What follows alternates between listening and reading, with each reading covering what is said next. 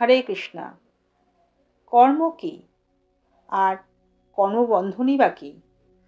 শ্রীমদ্ ভগবদ্গীতায় পরমেশ্বর ভগবান শ্রীকৃষ্ণ 3 রকম কর্মের কথা বলেছেন: কর্ম, বিকর্ম ও অকর্ম।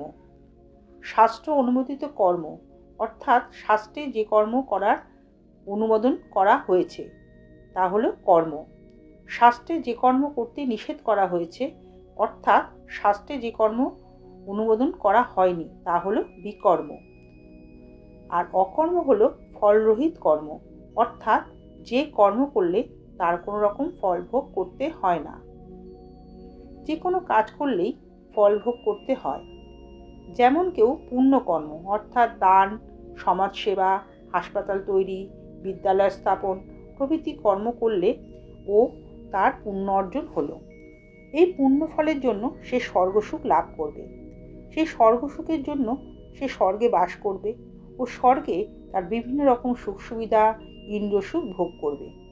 সে যতটুকু পুণ্য অর্জন করেছিল সে পুণ্যটুকু ভোগ হয়ে গেলে আবার তাকে এই জড়জগতে ফিরে আসতে হবে এই দুঃখ কষ্টময় জীবনে, কেননা তার পুণ্য ক্ষয় হয়ে গেছে।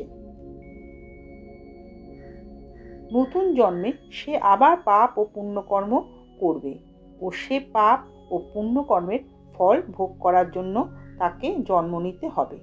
আবার সে জন্ম, মৃত্যু, জরাব্যাধির আবর্তে ঘুরতে থাকবে। এটাই হলো কর্মবন্ধন। হরে কৃষ্ণা।